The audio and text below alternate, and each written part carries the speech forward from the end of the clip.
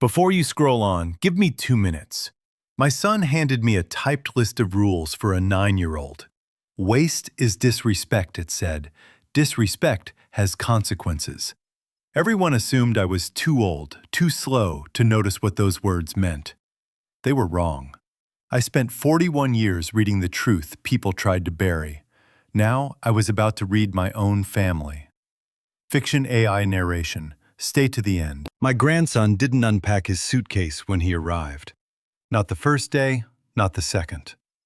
On the third morning, I found him asleep on top of the covers, still fully dressed, shoes still on his feet, like he was ready to leave at a moment's notice.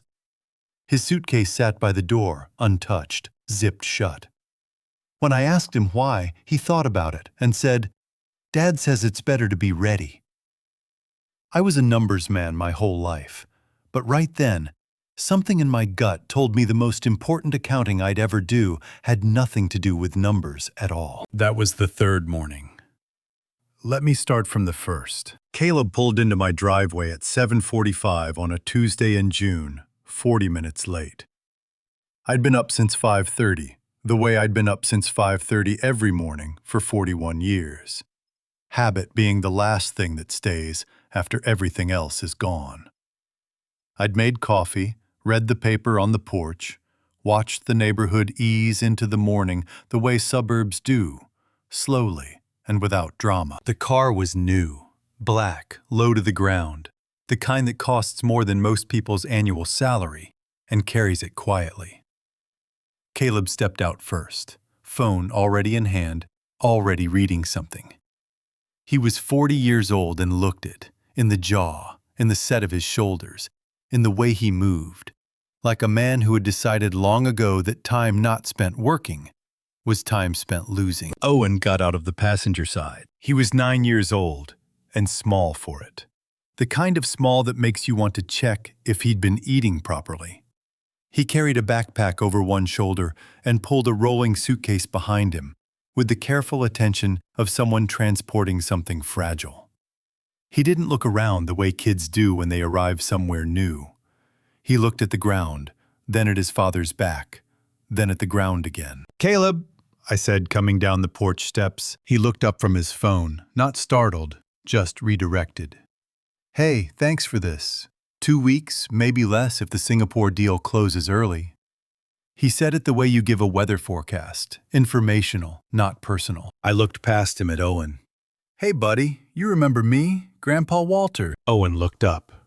He had Ruth's eyes, gray-green and careful, the kind that take in more than they give back. "Yes, sir," he said. "I remember." Sir, 9 years old and already saying, "Sir." Caleb handed me a folded paper. His schedule. Bedtime is 8:30, no exceptions. 45 minutes of screen time after homework, not before. He knows the rules. I unfolded it. Typed, single-spaced, front and back. "Caleb." I kept my voice even. "He's staying 2 weeks, not enrolling in boarding school." Something moved across my son's face, quick and controlled. "Structure helps him," he said. "He does better with consistency." I wanted to ask what better looked like. I didn't. Caleb turned to Owen, who had been standing exactly where he'd stopped, suitcase handle still in his hand, waiting. Caleb put a hand briefly on top of the boy's head, the way you'd pat a dog you weren't entirely sure about. "Be good," he said. "Mind Grandpa Walter." "Yes, sir," Owen said again. Then Caleb got back in the car. No hug. No "see you soon." No "I'll call tonight." The engine turned over smooth and expensive, and he backed out without looking in the rearview mirror. Owen watched the car until it disappeared around the corner. He stood there a few seconds after that, looking at the empty street. Then he turned, adjusted his backpack strap, and said, "Where should I put my things?" I showed him the guest room at the end of the hall, the one with the window overlooking the backyard. Ruth had chosen the curtains 20 years ago, yellow with small white birds. I'd never changed them. Owen set his suitcase by the door. Not in the closet, not at the foot of the bed. by the door. "You can unpack," I said. "Plenty of room in the dresser." "I'm okay," he said. "Thank you, sir." That evening I made pot roast, the slow kind that takes all afternoon, because Ruth always said a slow-cooked meal was the best way to make a house smell like a home. I set the table with cloth napkins the way we used to do on Sundays. Owen sat across from me and looked at the food with an expression I couldn't immediately name. Not excitement, not reluctance, something more careful than either. He ate slowly and methodically. Green beans first, then potatoes, then meat, never mixing, never pausing too long. And he didn't stop when his pace slowed. He kept eating until the plate was completely clean. "You want more?" I asked. He looked at me, then at the serving dish, then back at me. "Is there supposed to be more?" he asked. "You can have as much as you want, Owen. That's how it works here." He was quiet a moment. "Dad says waste is disrespect," he said. "Disrespect has consequences." I kept my face neutral. At my house, the only rule about food is that you eat what you want and leave what you don't. No consequences either way. He nodded, but he didn't take more. After he went to wash up, I stood at the kitchen sink looking out at the backyard going dark. Ruth's rose bushes were overgrown along the back fence. I'd been meaning to trim them for 2 years. I walked down the hall to check on Owen before turning in. His door was open 2 inches. I looked inside. He was in bed, covers pulled up, eyes closed. Still dressed, shoes still on. The suitcase sat exactly where he'd placed it, right beside the door. I stood in the hallway a long time, listening to the quiet. A 9-year-old boy shouldn't sleep like he's ready to evacuate at a moment's notice. 41 years of finding other people's lies and other people's numbers. I kept thinking about what that experience had actually prepared me for. Maybe it had prepared me for this. I've spent 41 years looking for what's missing, not what's there. Any junior accountant fresh out of college can read what's on a page. The work, the real work, is reading the negative space. The line item that should exist but doesn't. The column that adds up too cleanly. The signature on a document that's slightly too neat, like someone practiced it first. You learn to see absence as information. You learn that what a man doesn't say is almost always more important than what he does. I thought about that the next morning when I checked on Owen at 6:15 and found him in the exact same position as the night before, on top of the covers, fully dressed, shoes on. The only difference was the suitcase. It had moved.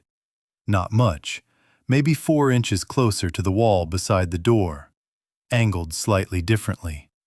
Like he'd thought about the geometry of it, like he'd decided 4 inches closer to the wall was a better position and adjusted accordingly. A 9-year-old boy had spent time in the night optimizing his exit strategy. I went downstairs and made coffee and sat at the kitchen table with a legal pad in front of me, the way I used to sit before a difficult audit.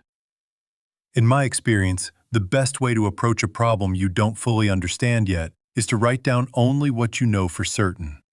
Not what you suspect, not what you fear, only what you can verify. I wrote, does not unpack, sleeps dressed, shoes on, suitcase by door, repositioned overnight. I wrote, eats entire plate, regardless of appetite, does not ask for more, does not leave anything. I wrote, waste is disrespect. Disrespect has consequences. I looked at those 3 lines for a long time. In 41 years of forensic accounting, I had learned that a single anomaly means nothing. 2 anomalies are a coincidence. 3 anomalies in the same direction are a pattern. Patterns don't lie. Patterns are the only thing that never lie. I had 3 anomalies before the boy had been in my house 24 hours. Owen came downstairs at 7, still in yesterday's clothes, which confirmed he'd slept in them.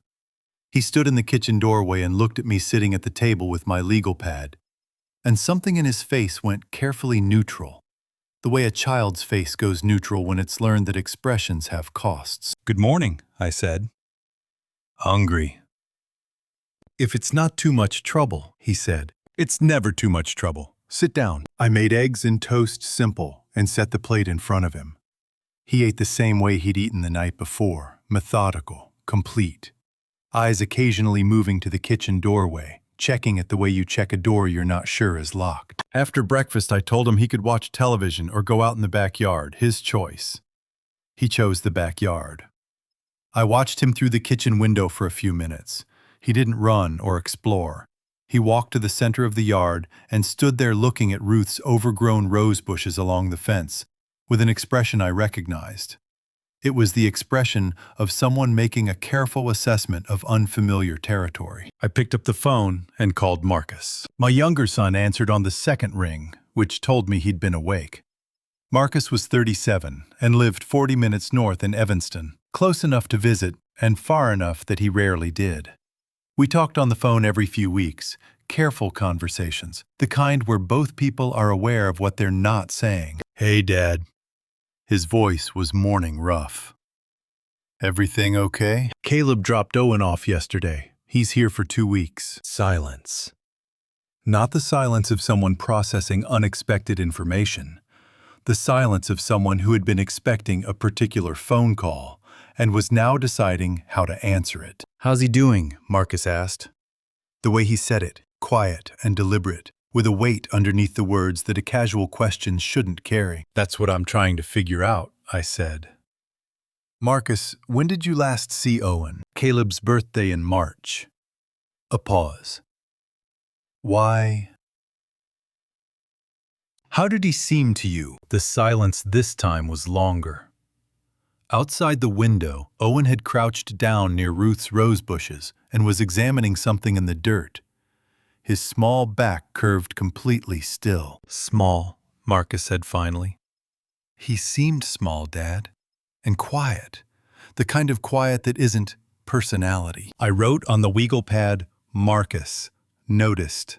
March." "What do you mean, not personality?" "I mean the kind of quiet where a kid has learned that being noticed isn't always good." He stopped. "Dad, what's going on? What did you see?" "I'm not sure yet," I said. "That's honest. I'm still looking." "Okay." Another pause. "Do you want me to come over?" I looked out the window. Owen had picked something up from the ground near the rose bushes, a stone or a bug, and was examining it in his palm with complete absorption. The first unstudied thing I'd seen him do since he arrived. "Saturday," I said. "Come Saturday." "I'll be there," Marcus said. No hesitation. No, "let me check my schedule." Just, "I'll be there." The way you say it when you've been waiting to be asked. I hung up and looked at the Weagle pad. 3 lines from this morning, 1 from last night, and now Marcus's voice saying the kind of quiet where a kid has learned that being noticed isn't always good. 4 anomalies, all pointing in the same direction. I'd built careers on patterns like this, sent men to federal prison on less. The difference was that those men had been strangers, and the pattern I was looking at now had my son's name running through the middle of it. I put the cap back on the pen. Outside, Owen was still crouched by the rose bushes, still examining whatever he'd found, still completely alone in the yard, and apparently fine with that. The question wasn't whether something was wrong. The question was how long it had been wrong, and how much I had missed. The third morning, I had a reason to go into Owen's room. He'd left his backpack on the bed before breakfast, and I needed to check the schedule Caleb had typed out, the one about homework and screen time, because Owen had mentioned something the night before about a reading assignment due when school resumed in the fall. I wasn't snooping. That's what I told myself standing in the doorway. I was being responsible. The backpack was unzipped, which was new. First sign of something loosening. I reached in for the schedule and found it folded in the front pocket where Owen had put it himself. But when I lifted it out, my hand brushed something else in the main compartment. Wrapped in a paper napkin, the kind from a fast food restaurant. 2 dinner rolls from the pot roast meal 2 nights ago, going stale. I set them on the dresser carefully and stood very still. Then I checked the jacket hanging on the back of the desk chair. The light zip-up Owen had worn when Caleb dropped him off. Front left pocket, 3 crackers in a sandwich bag sealed. Front right pocket, a granola bar, the wrapper creased and soft from being carried a long time. Days at minimum, possibly longer. I crouched down and looked under the bed, a plastic bag pushed to the far wall. Inside, 2 more crackers, a small box of raisins, and a folded piece of aluminum foil that had once held something, and now held nothing but the ghost of whatever it had been. I sat down on the floor of that guest room with Ruth's yellow curtains and the morning light coming through the window, and I did not move for several minutes. In 30 years of corporate auditing, I had seen men hide things in elaborate ways. Offshore accounts layered through shell companies across 4 countries, falsified invoices routed through subsidiaries that existed only on paper. I had seen sophisticated, intelligent people construct entire fictional architectures to conceal what they were doing. I had never seen a 9-year-old build a food cache across multiple locations before the first meal had even been served. I photographed everything with my phone before I touched anything. Old habit documentation before intervention. I noted the condition of each item. The rolls 2 days stale, consistent with being taken from the dinner table Thursday evening. The granola bar wrapper, significant wear, suggesting weeks of carry time brought from home. The raisins, unopened, also from home. The aluminum foil, origin unclear. I put everything back exactly where I'd found it. Downstairs, Owen was at the kitchen table eating the oatmeal I'd left warming on the stove, helping himself without asking, which was progress of a kind. I sat across from him with my coffee and watched him eat, looking for the thing I'd been trained to look for, the detail that didn't fit the stated explanation. "Owen," I said, "after breakfast you want to help me in the backyard. Those rose bushes need trimming." He looked up. "Okay," he said. Then, "Do I have to?" "No, only if you want." He thought about it. "Okay," he said again, which I took to mean yes. We went out after he'd finished eating. I handed him a pair of light gardening gloves and showed him how to hold the clippers, where to cut on the stem, how to avoid the thorns. He listened carefully and did exactly what I demonstrated. Precise, deliberate. A child who had learned that doing things wrong had costs. I was reaching across to show him a particularly overgrown branch, my right arm extending up and over his head, when he flinched. It was small and fast, the way an involuntary response is small and fast, because the body doesn't consult the mind before it moves.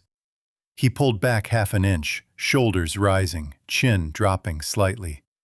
Then he caught himself and went still. "I'm sorry," he said immediately. His voice was flat and practiced. "I'll fix it." I lowered my arm slowly. My chest felt like something heavy had been set down on it. "Fix what, buddy?" I kept my voice the way I'd learned to keep it in difficult meetings. Level, unhurried, giving nothing away. He blinked, looked at the rose bush. "I don't know," he said. He stopped. "Sorry." "You don't have anything to be sorry about." I picked up the clippers again and went back to the branch, as if nothing had happened, because 30 years of interviewing people in high-stakes situations had taught me that the worst thing you can do when someone reveals something they didn't mean to reveal is make them aware that you noticed. We worked in the garden for another 40 minutes. Owen settled back into it, careful and methodical, handing me clippings when I asked, asking questions about which branches to cut and which to leave. Normal questions. Kid questions. The kind a 9-year-old asks when he's actually 9 years old, and not whatever Owen was the rest of the time. When we went inside, I sent him to wash his hands, and walked to my office at the back of the house. Sat down at the desk, opened the legal pad to a fresh page. I wrote Day 3. Food cache, multiple locations. Jacket pockets, backpack, under bed. Items from home environment suggest pattern predates arrival. I wrote flinch response. Arm raised in proximity. Immediate apology. "I'll fix it." Learned response, not spontaneous. I wrote duration unknown. Pattern established. My handwriting was steady. I noted that. After everything I had seen that morning, my handwriting was still steady. I wasn't sure if that was professional discipline or something worse. a man too accustomed to documenting damage to be surprised by it anymore. I looked at the Weagle pad for a long time. Then I picked up the phone to call Marcus again and tell him not to wait until Saturday. Marcus arrived at 10 o'clock on Friday morning, not Saturday. I'd called him the night before and said, "Come sooner if you can." He said he'd be there by 10.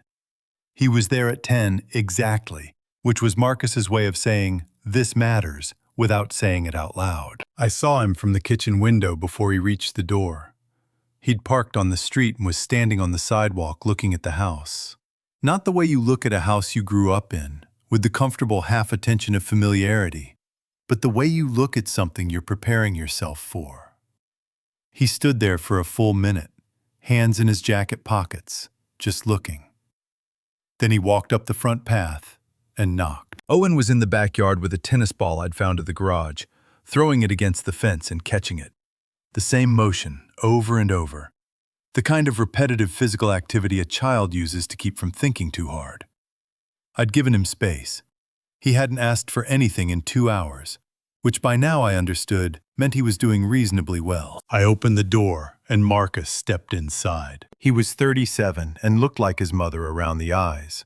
The same gray-green, careful look that Owen had inherited, which meant Ruth's way of seeing the world had skipped a generation and landed in the right place. He was broader than Caleb, less polished. The kind of man who wore the same jacket 3 years running because it fit and he saw no reason to change what worked. He looked at me for a moment. "You look tired," he said. "I'm tired," I said. "Come in." We sat at the kitchen table with coffee, the way men of a certain age sit when they have something serious to discuss and aren't entirely sure how to begin. Through the window, we could both see Owen in the backyard, still throwing the ball against the fence, still catching it. "Tell me what you found," Marcus said. I told him. All of it. The suitcase by the door, the schedule Caleb had typed, the way Owen ate methodical and complete regardless of appetite, the food cache in 4 locations, items brought from home, the granola bar wrapper worn soft from weeks of carry time, the flinch when I raised my arm, the words, "I'm sorry, I'll fix it," spoken in the flat, practiced tone of a phrase said so many times it had lost its meaning and become reflex. Marcus listened without interrupting.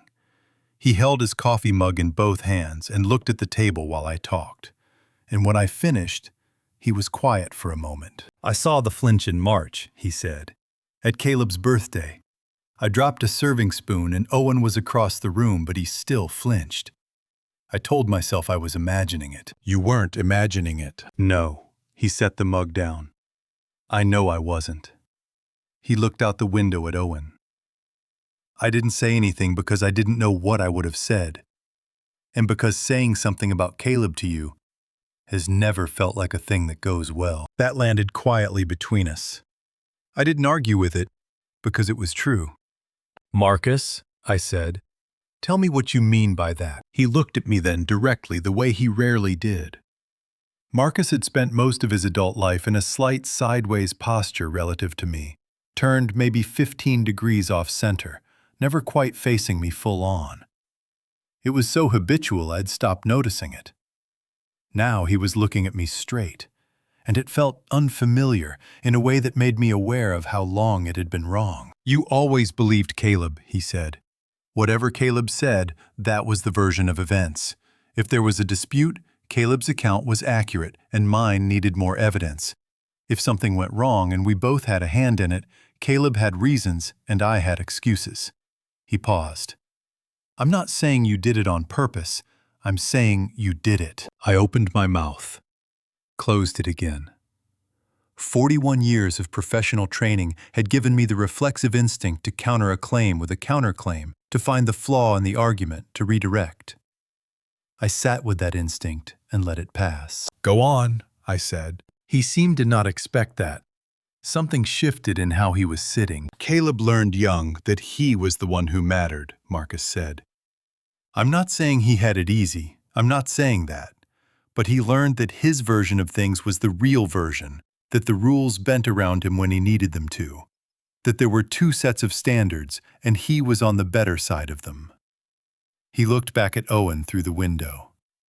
And now Owen's living with a man who learned all his lessons from that. The backyard was quiet, except for the soft rhythm of the tennis ball against the fence. Owen had his back to us. Small shoulders, deliberate motion, completely alone in a yard full of June sunshine. "Your mother," I said. "Did she know about how it was for you?" Marcus was quiet for a long moment. Long enough that I thought he might not answer. "Mom saw everything," he said finally. "That was the thing about her. She didn't miss much.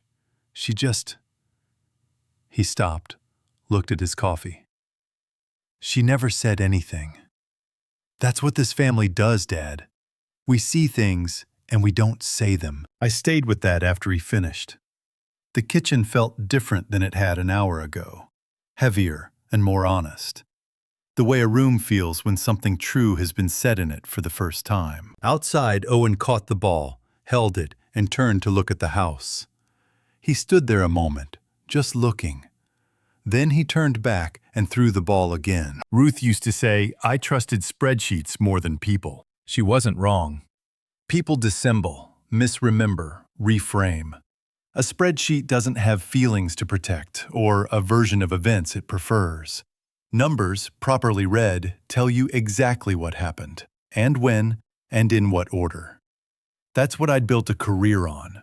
That's what I went back to on the fourth morning at 6 o'clock, with Owen still asleep upstairs and Marcus's words still sitting in the kitchen like furniture that hadn't been there yesterday. I opened the laptop and pulled up the trust account. Ruth's trust had been established in 2019, 3 years before she died, when her oncologist had first used the word aggressive in a way that made it feel like a verdict. The principal was $412,000, the proceeds of a life insurance policy her father had taken out on her in 1987, and which she'd kept current her entire adult life. She'd left it structured simply: income to support the grandchildren's education, principal to remain intact until the youngest grandchild turned 25. Owen was 9. The principal should be completely untouched. I pulled up the statement history and started reading from the beginning, the way you read any document you're auditing, not skimming for problems, but reading every line in sequence, letting the picture build itself. January, February, March of last year. Quarterly distributions to the education sub-account, amounts consistent with the trust terms. Nothing unusual. I kept reading. April, a transfer I didn't recognize. $48,000 moved from the principal to a secondary account I had no record of. The memo field read, "Administrative restructuring per trustee authorization." I was the co-trustee. I had authorized nothing. I kept reading. June, another transfer. $62,000. Same memo, language, same destination account. August, $71,000. October, $55,000.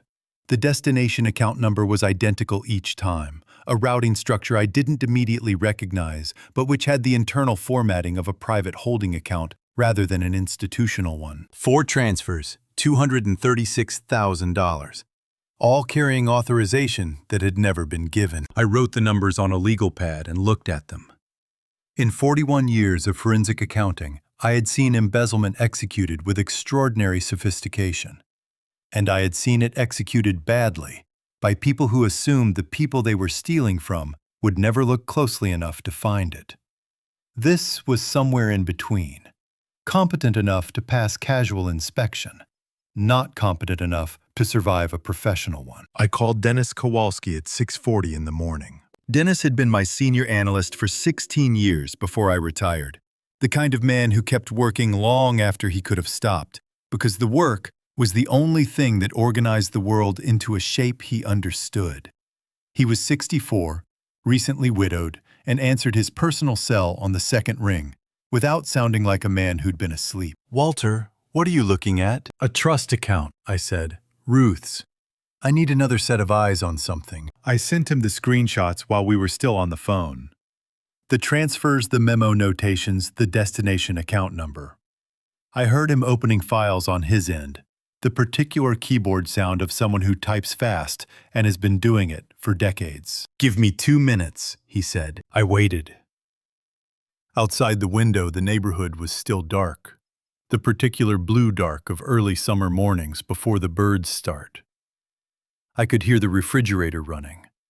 Upstairs, nothing. Owen still asleep. Walter? Dennis's voice had changed. Not alarm, Dennis didn't do alarm, but a careful flattening, the tone he used when he was about to say something that required precision. That destination account number.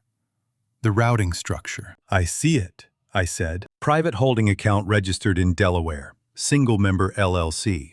Set up to receive funds, not to operate as a business. He paused.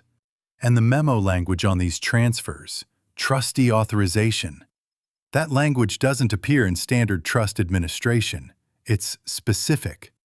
Whoever wrote those memos knew what a trust document looks like from the inside. I looked at the legal pad. $236,000. 14 months. There's something else, Dennis said. The timing of these transfers. April, June, August, October.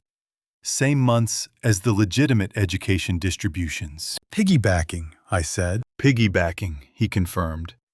Someone knew the account well enough to move money in the same cycle as the authorized transactions. On a casual read, it looks like normal trust activity. You'd have to be looking specifically to catch it. I was looking specifically. That was the difference. There were only two parties with that level of access to Ruth's trust structure. The Chicago law firm she'd appointed as co-trustee, and Caleb, who had helped Ruth draft the trust documents in 2019 because he was a lawyer and she had trusted him. And I had been in Singapore on a consulting engagement and hadn't been there to read what he'd helped her write. Dennis, I said. Can you have a full picture by tomorrow morning? Tonight, he said. Walter, if what you're showing me holds up under closer review, this isn't a bookkeeping error. Someone restructured this account deliberately. The memo language, the timing, the destination account structure. Another pause, careful and precise.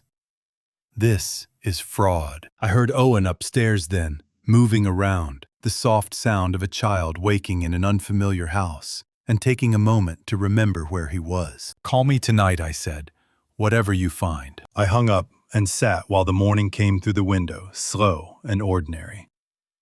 After a while, I heard Owen at the top of the stairs.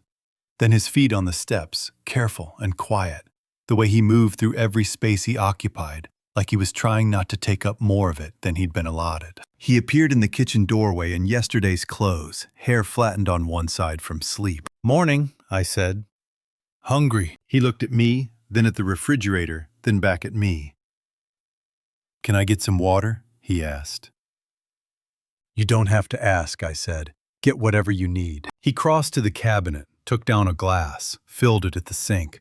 No hesitation. No checking my face first before reaching for something. I noted it on the legal pad after he went back upstairs. Day 4.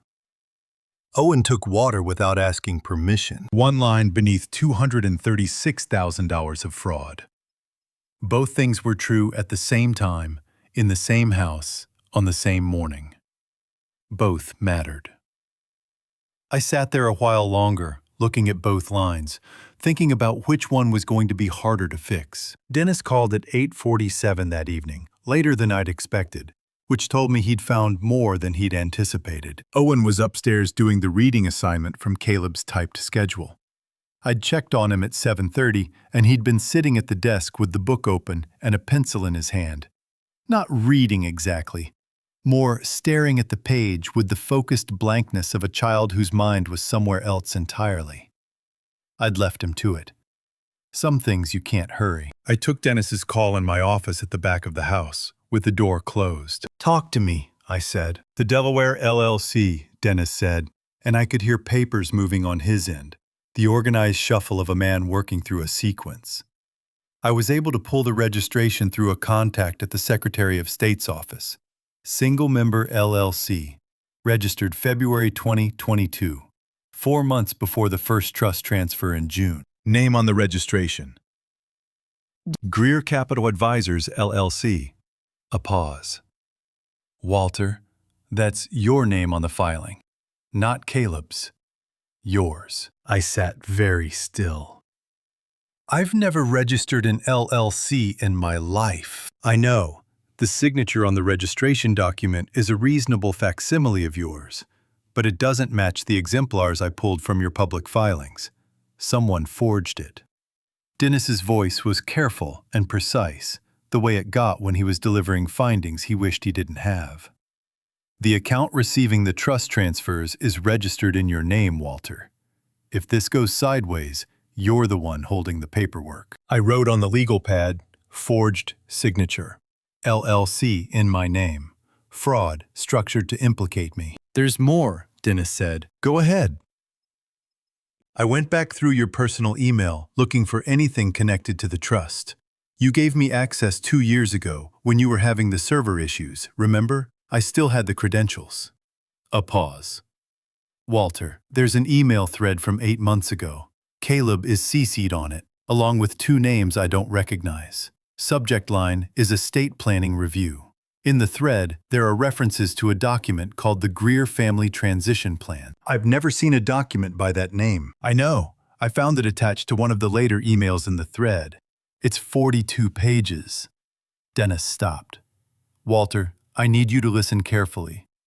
Section 4 of this document is titled Cognitive and Functional Assessment. It outlines a process for establishing that a family member is no longer capable of managing their own affairs. It references Illinois guardianship statutes. It includes a proposed timeline. The office was very quiet. I could hear the clock on the desk that Ruth had given me for my 55th birthday, the one with the brass case that I'd never liked, but had kept because she chose it. What kind of timeline? I said. 18 months from the document date, Dennis said, which puts the endpoint at approximately 3 months from now. He exhaled. There's a section with supporting documentation, medical observations, behavioral notes. Walter, someone has been building a file on you. Instances of forgetfulness, confusion, disorientation, all attributed to you, all dated, all written in clinical language. He paused. None of it sounds like you. I thought about that for a moment. A 42-page document, 18 months of preparation, a forged LLC in my name to absorb the redirected trust funds and simultaneously establish a paper trail suggesting I'd been mismanaging assets. And alongside it, a clinical file, building the case that I was no longer fit to manage my own affairs. 2 tracks running parallel, one to take the money, one to take the house. The decisions, the remaining years. Dennis, I said. Is Owen mentioned anywhere in this document? The pause was answer enough before he spoke. Section 7. Proposed custodial arrangements. In the event of Walter Greer's transition to supervised care, primary custody of minor grandchildren currently under Walter Greer's informal care to revert to Caleb Greer as sole guardian. He stopped. Walter, I think Owen being there with you right now may not be entirely accidental. I set the pen down on the legal pad. Outside the office window, the backyard was dark, the shapes of Ruth's rose bushes barely visible against the fence line. This afternoon, Owen had been out there throwing his tennis ball against the fence, the same patient, repetitive motion over and over, like he was practicing for something. I thought about Caleb's face when he dropped Owen off. Phone in hand, jaw set, already redirected before the car door closed. The typed schedule, double-sided, single-spaced. The way he'd said the structure helps him, without looking at the boy when he said it. 2 weeks, maybe less, if the Singapore deal closes early. Not a vacation, a placement. Owen had been delivered here as a piece on a board I hadn't known I was playing on, Walter Dennis said. Are you still there? I'm here, I said.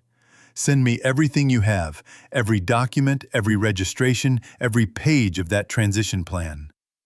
I picked the pen back up. And Dennis, thank you. What are you going to do? I looked at the Weagle pad.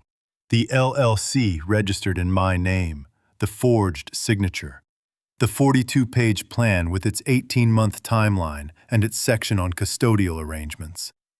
$236,000 already moved, 3 months left on the clock. I'm going to do what I've always done, I said. Follow the numbers until they tell me the whole story. I hung up and sat in the dark office for a long time. Then I got up, walked down the hall, and stood at the bottom of the stairs, listening. Upstairs, Owen's light was still on. I could hear the faint sound of a page turning. A 9-year-old boy doing his reading assignment, while the adults around him moved him from square to square on a board he couldn't see. Not anymore. The document was 42 pages long, and I read every one of them, twice. I'd printed it out after Dennis sent the files, the way I always printed documents I needed to think about seriously. Screens create distance. Paper makes things real. I sat at my desk with the transition plan in front of me and a fresh legal pad to one side, and worked through it the way I'd worked through 1,000 audit reports over 4 decades. Methodically. Margin notes in the left column, questions flagged with a small X, inconsistencies circled. Section 1 was a summary of family assets. It was accurate to within a few $1,000s, which meant whoever had compiled it had access to information that wasn't publicly available.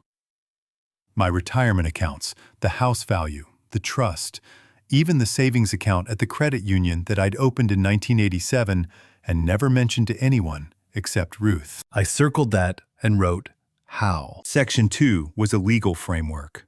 Illinois guardianship statutes, cited correctly, laid out in plain language. The process by which a family member could petition the court to assume guardianship of an adult deemed incapable of managing their own affairs. The evidentiary standard required, the timeline for adjudication. It read like something a lawyer had written, which of course it had. Section 3 was the financial restructuring plan, the LLC, the trust transfers, a proposed timeline for moving the remaining trust principal $176,000 into the Delaware account over the following 2 quarters, all of it framed as prudent estate management undertaken on my behalf. All of it criminal. Then I reached Section 4, Cognitive and Functional Assessment. 12 pages of behavioral observations, each one dated, each one clinical in language, and devastating in implication. October 14th. Subject displayed confusion regarding appointment schedule, required repeated reminders. November 2nd. Subject unable to locate personal documents, expressed agitation when assisted. December 19th. Subject exhibited poor judgment in financial discussion, resistant to professional guidance. I had no memory of any of these incidents because none of them had happened. I had not been confused in October. I had not lost documents in November. I had not exhibited poor judgment in December. I had, in December, declined to sign a document Caleb had brought to Christmas dinner, without explaining what it was, which I now understood was what he meant by resistant to professional guidance. I circled every entry, wrote next to each one, false, false, false. 12 pages of fabricated decline dated across 14 months, written in the language of medical concern and filial care. The kind of documentation that presented to a judge alongside a petition for guardianship would look like a worried son doing his due diligence. The kind that would be very difficult to refute without extensive counter-documentation from medical professionals who had actually examined me. I set the report down and looked at the wall for a moment. 66 years old, 41 years of professional practice. I had kept the books of Fortune 500 companies, testified in federal fraud cases, built a department from 4 analysts to 31 over 2 decades, and my son had spent 14 months constructing a paper reality in which I was a confused old man who couldn't manage his own affairs, needed to be moved somewhere supervised, and had conveniently signed over his assets before the confusion got too bad to be legally useful. I picked up the phone and called Marcus. He answered on the first ring, which meant he'd been waiting. I told him what Dennis had found, the LLC, the forged signature, the transition plan, the behavioral file. I read him 2 of the entries from Section 4, October and December, and let the silence after them do the work. God, Marcus said finally. It came out quiet, almost a breath. Dad. I know. How long has he been planning this? The LLC was registered February 2022, I said. So at minimum 2.5 years, I paused. The trust transfers started 4 months after that. The behavioral file starts October of last year. He's been building this in stages. Marcus was quiet for a moment. I could hear him breathing on the other end of the line, working through it. The Singapore trip, he said slowly. He's not in Singapore for a business deal. No, I said. I don't think he is. He put Owen with you on purpose. Section 7 of the document covers custodial arrangements, I said. In the event of my transition to supervised care, Owen reverts to Caleb as sole guardian. With me declared incompetent, he controls the remaining trust assets on Owen's behalf. He controls the house. He controls everything Ruth left. Another silence. Longer this time. Dad, Marcus said, what are you going to do? I looked at the 42-page document spread across my desk. The legal pad with its circled falsehoods and margin notes. The photograph of Ruth on the corner of the desk. The one from 1994, where she was laughing at something off camera, completely unguarded, completely herself. The question was the right one. What was I going to do? Not what did I know? Not what had I found? Not how bad was it? What was I going to do about it? Marcus had always asked the right questions. I'd just never been quiet enough to hear them. I need to make a phone call in the morning, I said. And I need you to be ready to help me. I've been ready, Marcus said, for a long time. I hung up and sat in the office until well past midnight, reading the transition plan a third time, making sure I hadn't missed anything, making sure I understood exactly what I was walking into before I walked into it. Outside the window, the neighborhood was completely dark and completely still. Upstairs, Owen slept. Somewhere, his father was moving pieces on a board. Tomorrow, I would start moving mine. I couldn't sleep. That wasn't unusual. Since Ruth died, I'd had maybe a dozen nights of uninterrupted sleep, the kind where you go under completely and come back up rested. Most nights I made it to 2 or 3 in the morning before the quiet became too specific, too shaped like her absence, and I'd get up and sit somewhere until the light changed. That night the quiet was different, not the quiet of grief. The quiet of a man who had read 42 pages of his son's careful plan to dismantle his life, and was now lying in the dark, understanding for the first time the full architecture of what had been built around him without his knowledge. I got up at 2:15 and stood in the hallway. Owen's door was closed. I'd checked on him before I went to bed, and he'd been asleep finally, without his shoes on, which I'd noted, and which had felt like something. His breathing was steady and even through the door. A child sleeping without fear sounds different from a child sleeping through fear. I was learning to tell the difference. I stood in the hallway for a moment and looked at the door at the far end. Ruth's sewing room. I hadn't been inside it since the week after the funeral, when Marcus had come over and helped me sort through her things, and I'd gotten as far as the doorway before I understood I wasn't ready, and Marcus had quietly closed the door, and we'd gone downstairs and made coffee and not talked about it. 3 years.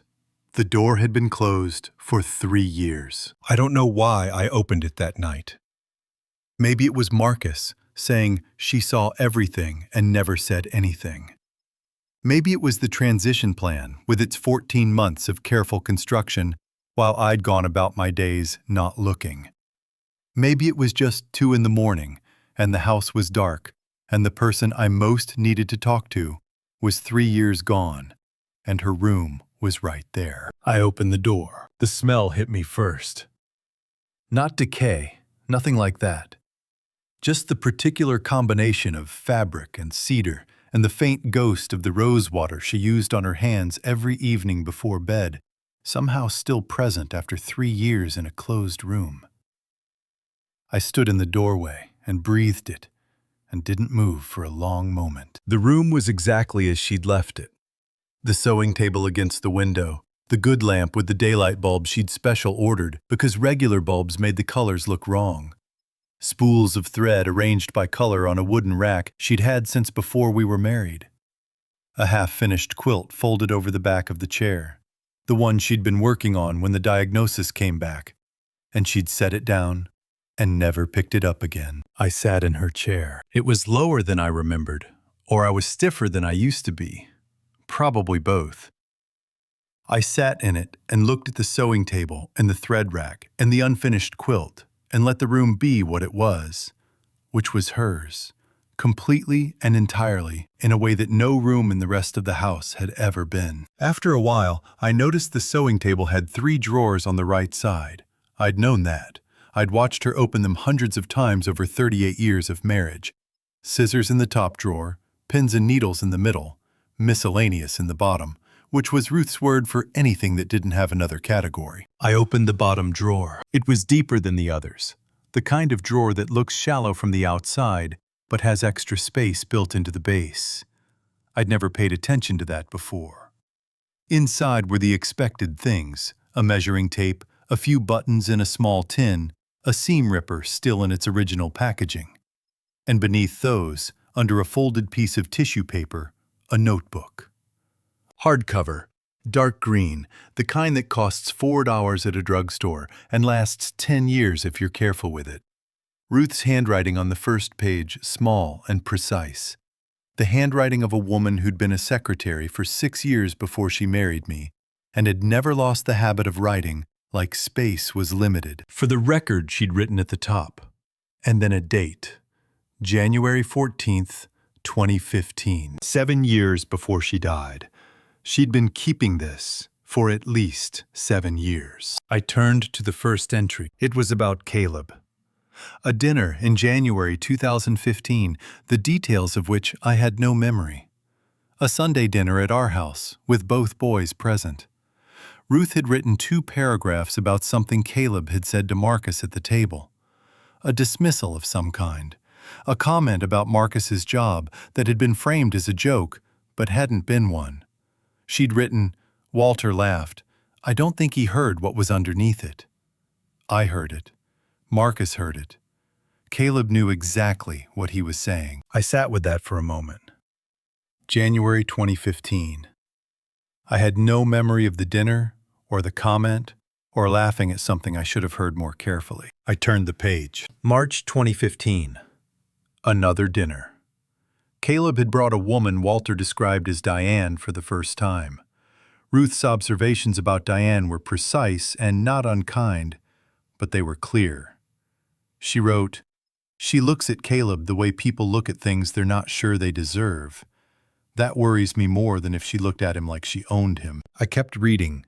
The entries were not daily, sometimes weeks apart, sometimes a month, but they were consistent. A record of things seen and not said, observed and not addressed, understood and kept. Then I reached an entry dated September 8th, 2021. Owen would have been 6 years old. Caleb brought Owen for Sunday dinner. Owen was hungry. I could tell from the way he looked at the food before anyone sat down, that particular attention children have when they're not sure how much they'll be allowed. At one point, Owen reached for the bread basket before Grace, and Caleb put his hand over Owen's and said quietly enough that Walter didn't hear, that we wait. Owen pulled his hand back and sat with it in his lap and didn't reach for anything else for the rest of the meal. Didn't ask, didn't look, just waited to be given what he was given. I stopped reading. I sat in Ruth's chair and kept reading. The entry after September 2021 was from 2 weeks later. Same month, different Sunday. Owen had come to dinner again, and this time Ruth had watched more carefully, the way she watched things once she'd decided something was worth watching. She wrote, Owen ate everything on his plate in a specific order. Slowest foods first, fastest last. Like he was rationing his time at the table. Walter talked about the Cubs the entire meal. I watched Owen, and Walter watched the game recap on his phone. And nobody watched Caleb watch Owen. I read that 3 times. Nobody watched Caleb watch Owen. Ruth had been sitting at the same table, and she had seen it, all of it. The ordering of the food, and the rationing of time, and the particular quality of Caleb's attention on his son. and she had written it down in a green notebook in a locked drawer and said nothing. I understood why. I didn't excuse it, but I understood it. She had learned over 38 years of marriage that saying certain things about Caleb to me produced a specific result. Defense, counterargument, a version of the story in which Caleb had reasons and his critics had misunderstandings. She had learned that the path of least resistance was the notebook. That was on me. I wrote it on the legal pad I'd brought with me. She didn't say it because I'd taught her not to. I kept reading. The entries went back further than 2015. Ruth had kept earlier notebooks, apparently because several entries referenced previous volumes. But this one, the one I held, covered 7 years. And over those 7 years, a picture assembled itself with the patience and precision of someone who had decided that if she couldn't say it, she would at least record it. The picture was not flattering. March 2016. Walter forgot Marcus's promotion. Caleb mentioned his own bonus at the same dinner, and Walter asked follow-up questions for 20 minutes. Marcus left early. Walter didn't notice. July 2017. Family vacation, lake house. Caleb had the large bedroom. Marcus had the one with the broken air conditioner. Walter's suggestion. Walter doesn't remember making it. I remember. Christmas 2018. Marcus brought a woman named Sylvie. Walter was polite to her, the way he is polite to people he hasn't decided about yet. Caleb made a joke about Marcus's apartment, and Walter laughed, and Marcus's face did the thing it does when he's deciding whether to say something. He decided not to. He always decides not to. I read that entry twice. The thing it does when he's deciding whether to say something. Ruth had watched Marcus make that decision, the decision to swallow it and move on, enough times that she had a shorthand for his face when he made it. My son had spent his adult life deciding not to say things to me, and his mother had watched him make that decision over and over. And I had been at the same table the entire time and seen none of it. I turned pages. The entries from 2019 and 2020 were shorter. Ruth's handwriting slightly less precise as her health changed. The letters a little looser, the lines not quite as straight. But they were still there, still watching, still recording what she couldn't say. Then I reached the last entry. It was dated 3 weeks before she died.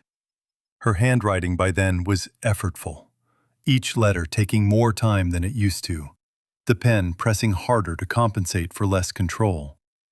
But it was still hers, still precise in its thinking, even when the hand that wrote it was failing. I've been keeping this record for a long time now.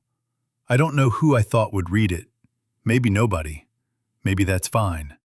Some things need to be written down, even if they're never read, just to make them real.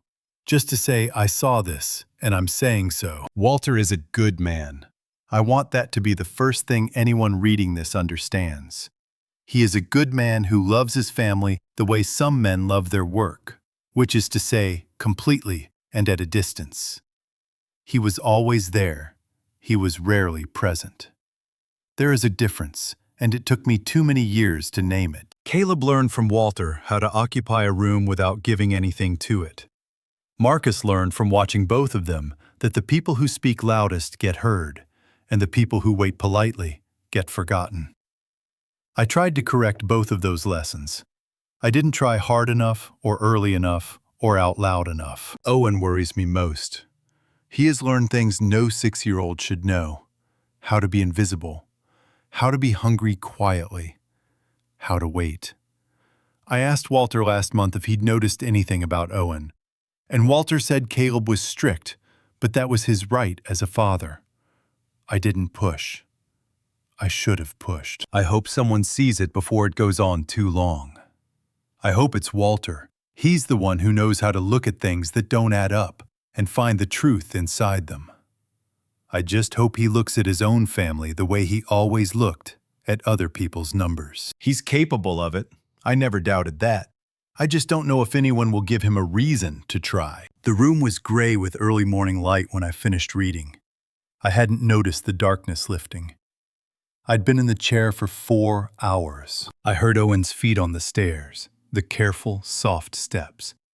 And then he appeared in the doorway in his socked feet, with his hair flat from sleep and his eyes still adjusting to the morning. He looked at me sitting in his grandmother's chair with the green notebook in my hands, and he didn't ask what I was doing, or why I was in this room, or why my eyes looked the way they must have looked. He just said, "Is there breakfast?" "There will be," I said. "Give me a minute." He nodded and padded back down the hall. I sat for one more minute in Ruth's chair, with her last words in my lap.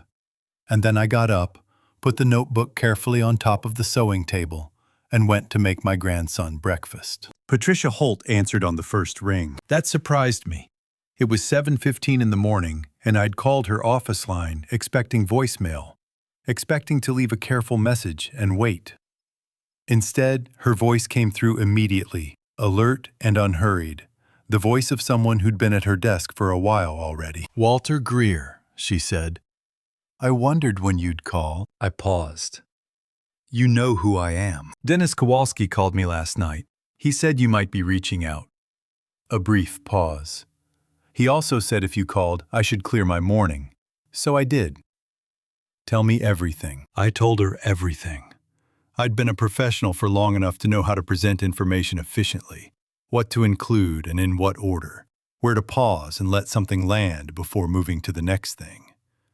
I told her about Owen first, the food cache, the flinch, the behavioral patterns. Then Caleb's financial fraud, the trust transfers, the Delaware LLC registered in my name. Then the transition plan, all 42 pages of it, the fabricated behavioral file, the 18-month timeline with 3 months remaining. Patricia listened without interrupting. I could hear her writing. When I finished, she was quiet for 10 seconds. Then she said, 2 tracks, simultaneously. "Yes, emergency guardianship petition for Owen. That goes in today, gets you temporary custody pending investigation, and a motion to freeze the trust assets and invalidate the LLC registration based on forged documentation." She paused. "The fraud case will take longer, but the guardianship we can move on fast." "How fast?" "If I file before noon, we could have a temporary order by end of week." Another pause. "Walter, I want to be direct with you. Caleb will be served. He'll come back from wherever he actually is, and he will come at you hard. He's a lawyer. He knows exactly how to make this complicated." "I know," I said. "And the transition plan, the fabricated file. He'll claim it was preliminary research, exploratory, never intended to be acted on. He'll say you misinterpreted it." "He forged my signature on an LLC registration," I said. "That's not a misinterpretation." "No," Patricia said. "It isn't. I'll have the filings ready by noon. I need you to send me everything Dennis compiled, every document, every screenshot, every page of that transition plan." I sent the files while we were still on the phone. She confirmed receipt and told me she'd call by end of day. I hung up and sat at the kitchen table for a moment, in the particular quiet that follows a decision that can't be undone. Owen came downstairs at 8, dressed, hair combed. He'd combed his own hair, which was new. He stood in the kitchen doorway and looked at me with Ruth's gray-green eyes and said, "Did you eat breakfast?" I realized I hadn't. "Not yet," I said. "You want to help me make something?" He considered this. "Okay," he said. "What are we making?" "Pancakes," I said. "Your grandmother's recipe." I got the recipe card from the box on the counter, the one Ruth had written out by hand in 1988, and which was now soft at the edges and spotted with 30 years of batter. Owen stood beside me at the counter, and I showed him how to measure the flour. Level it off with the back of a knife. Don't pack it.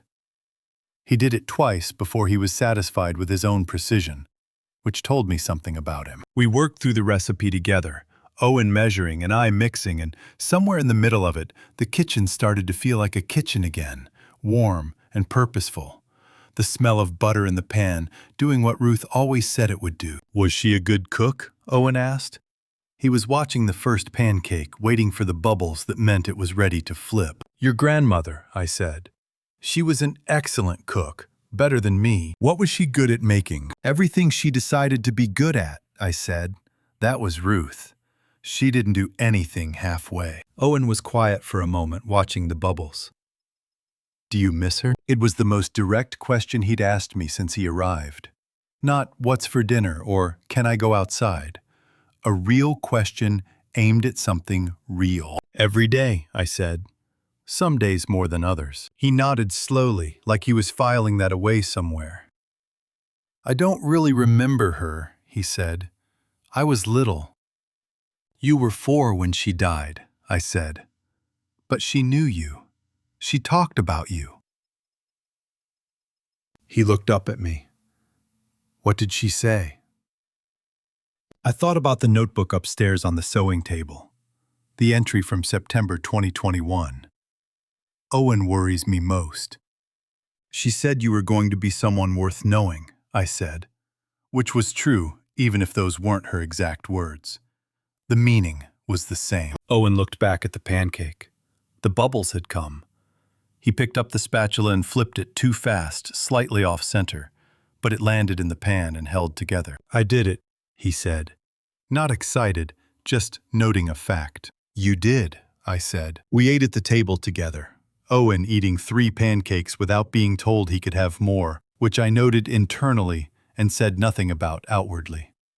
After he went upstairs to read, I cleaned the kitchen and waited for Patricia's call. It came at 4:30. Both filings were in.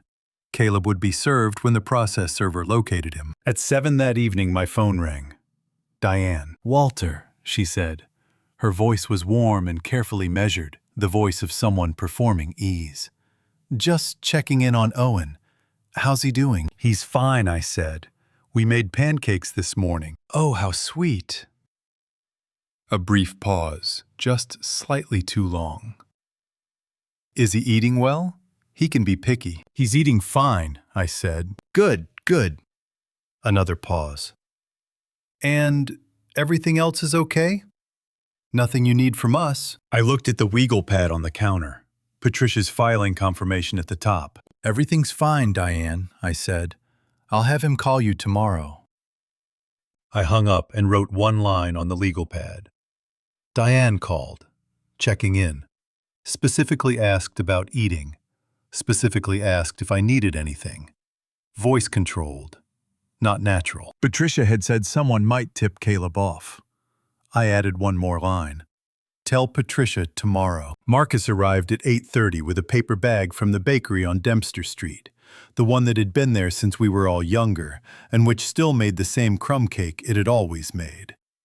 He set it on the kitchen table without ceremony and sat down and looked at me the way he'd been looking at me since Friday, like he was still deciding how much of what he was thinking he was allowed to say. Owen was upstairs.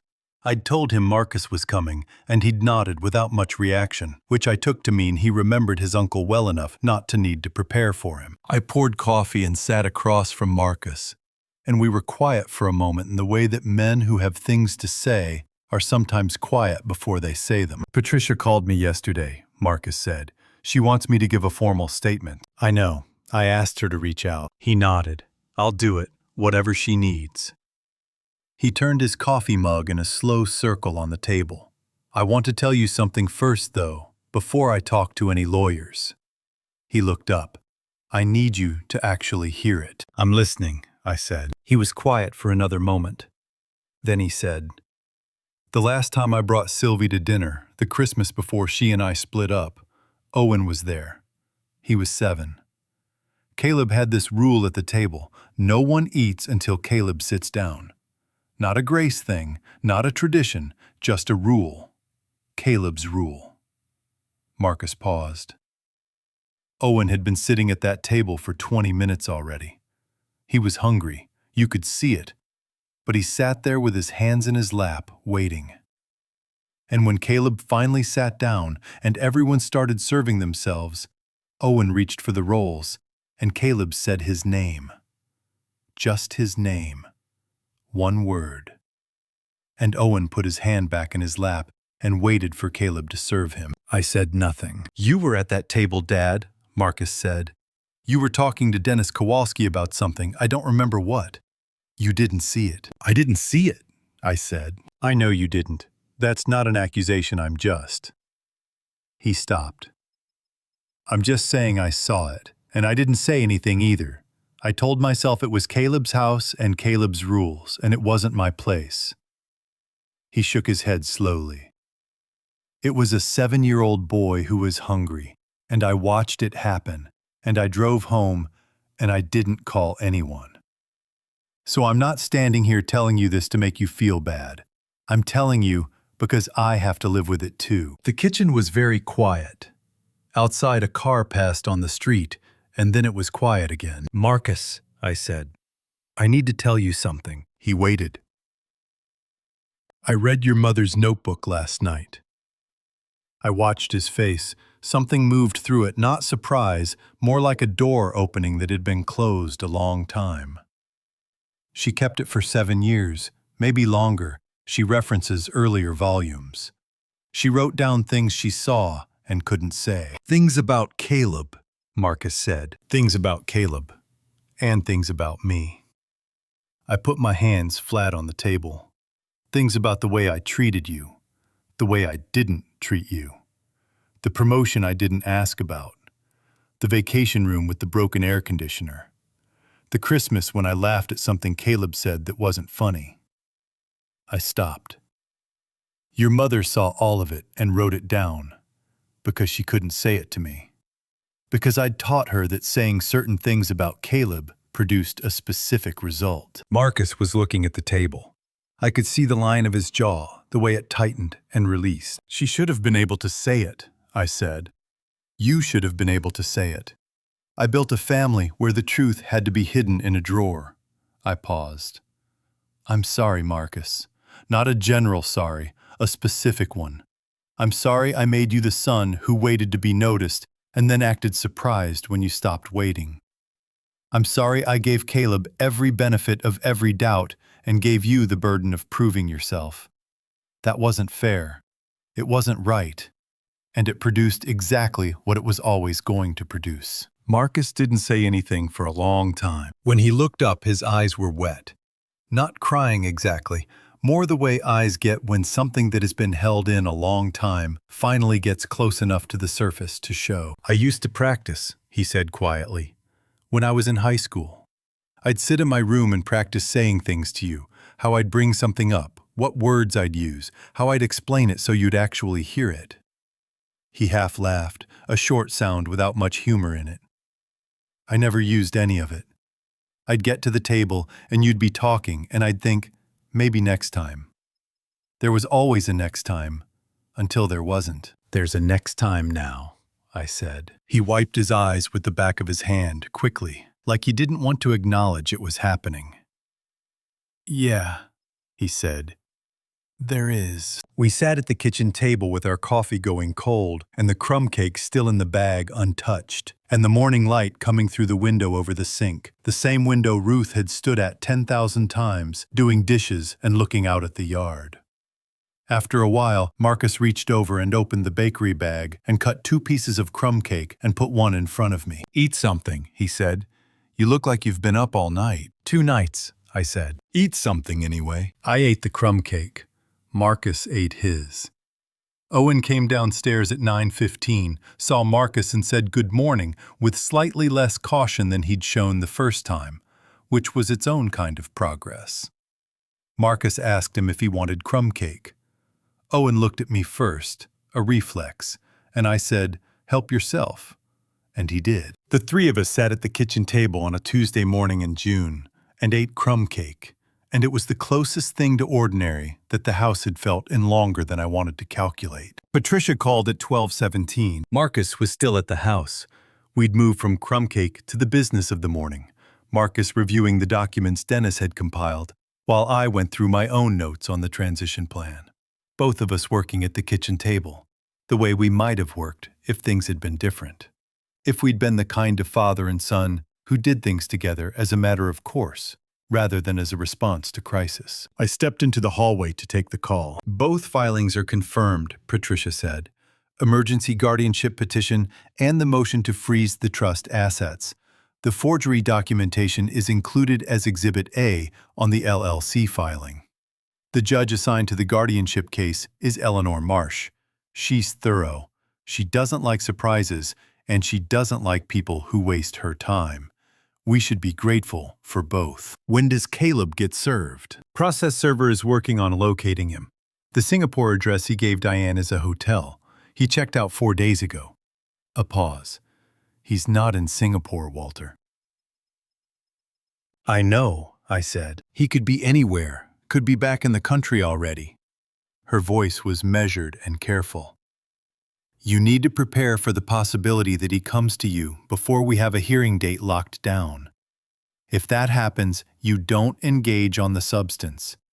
You say your attorney is handling everything, and you close the door. Understood.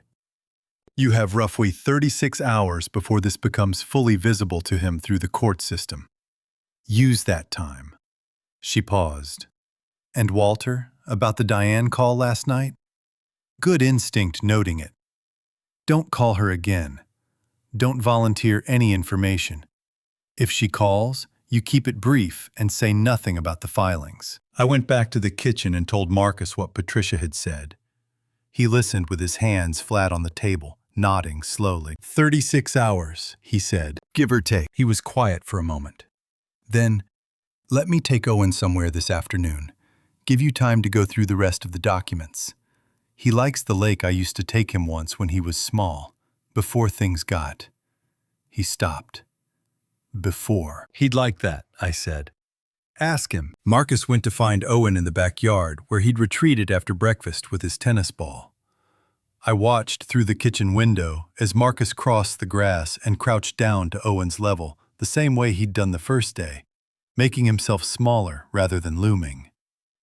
Owen listened, and then something happened that I hadn't seen since Owen arrived. He smiled. Not the careful, small smile he sometimes produced when he thought it was expected, but a real one, quick and unguarded, gone almost before it registered. They left at 1 o'clock. I stood at the front door and watched Marcus's car pull away with Owen in the passenger seat, and the house was quiet in a way that felt different from the quiet of the past week.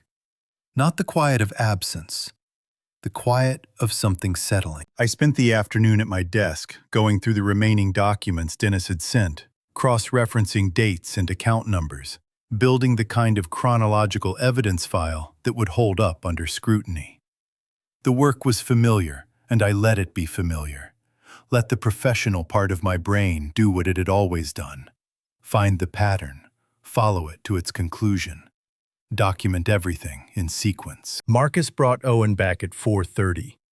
Owen came in carrying a flat stone he'd found at the water's edge. Gray-green, smooth, the kind of stone you pick up because it fits perfectly in your palm. He showed it to me without saying anything about it, just held it out.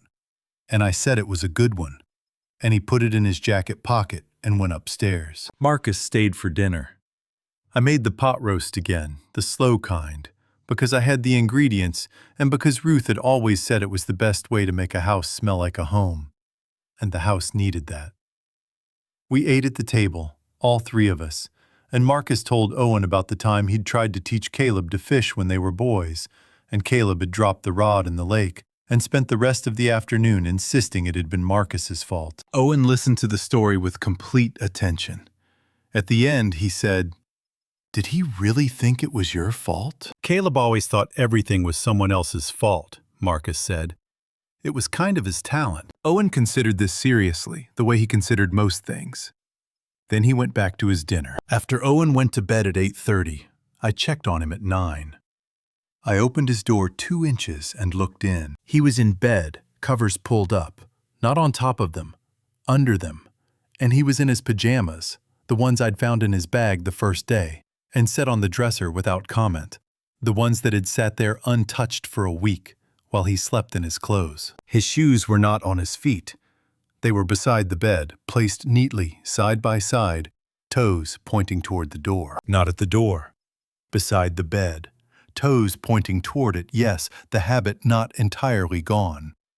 But the distance between by the door and beside the bed was in the particular mathematics of a frightened child's recovery an enormous distance.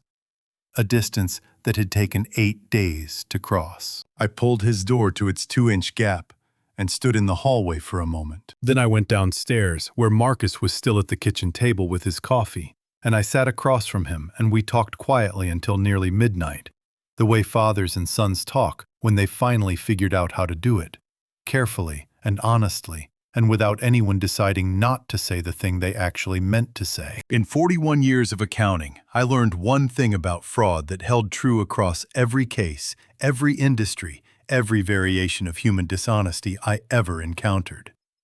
The guilty party always comes back early. Not because they want to, because they can't help it.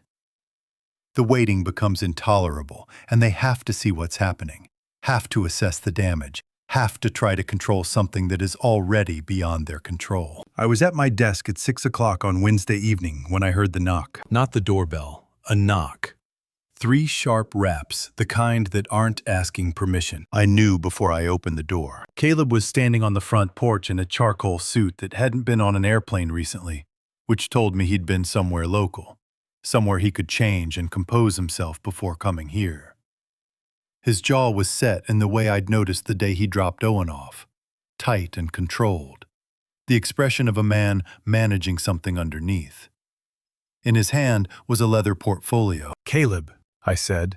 "We need to talk," he said. I stepped back from the door but didn't invite him in, which meant he had to decide whether to cross the threshold uninvited. He did, the way he'd always moved through spaces, like the decision had already been made, and the room simply hadn't been informed yet. He stood in the living room and looked around it the way you look at a place you're calculating the value of. Then he looked at me. "You filed on me," he said. "My attorney filed," I said. "Yes, "An emergency guardianship petition." His voice was controlled and precise. "And a motion to freeze the trust. Based on what did Patricia Holt's filing call it? Forged documentation and fraudulent asset transfer." He opened the portfolio and took out a single sheet of paper. "Dad, I want you to look at this." He held it out. I didn't take it. "That's a preliminary assessment from a geriatric specialist," Caleb said. "Dr. Raymond Cho. He's reviewed the behavioral observations I've been documenting over the past 14 months. His preliminary finding is that you show early markers consistent with mild cognitive impairment." He paused. "I have been trying to protect you. That's what the transition plan was, a protective measure, something to have in place before things progressed further." "You forged my signature on an LLC registration," I said. "That's a misunderstanding of what DUT." "The signature has been compared to exemplars from my public filings by a forensic document examiner," I said. "It doesn't match. That's not a misunderstanding. That's evidence." Something shifted in Caleb's expression.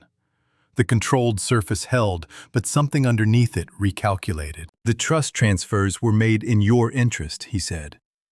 "I was protecting assets from exposure during a period when your judgment was $236,000, I said, "in 14 months, into an LLC registered in my name with a forged signature, piggybacking on the legitimate distribution cycle so it would look like normal trust activity on a casual review." I looked at him. "I spent 41 years finding exactly this kind of structure in other people's books, Caleb. I know what it is. So do you." The room was very quiet. Caleb looked at me for a long moment. Then something changed in how he was standing, a slight adjustment, the way a man stands when he's shifting from one strategy to another. "You're going to destroy this family," he said. "Over a misunderstanding." "I'm going to protect Owen," I said. "And I'm going to protect what your mother left. Those aren't the same thing as destroying a family. Owen is my son. Owen hides food in his jacket pockets because he's learned he might not be fed," I said. "Owen flinches when an adult raises their hand. Owen slept in his clothes for a week because he spent enough time in situations where he needed to be ready to leave." I kept my voice level. "That's not strict parenting.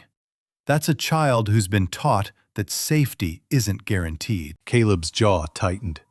"You have no idea what—" "I have photographs," I said. "I have documentation. I have a school counselor's report and a teacher's observations and a forensic accountant's analysis of your trust restructuring. What I don't have is a single explanation from you that accounts for all of it simultaneously." The silence stretched. Then from the top of the stairs, a small sound. Both of us looked up. Owen was standing at the top of the staircase in his socked feet, one hand on the railing, looking down at us. He'd been there long enough to have heard. I didn't know how much. His face was careful and still, the careful stillness I'd learned to read over the past 8 days. But he hadn't retreated. He was standing there, looking down, visible. Caleb looked at his son for a long moment.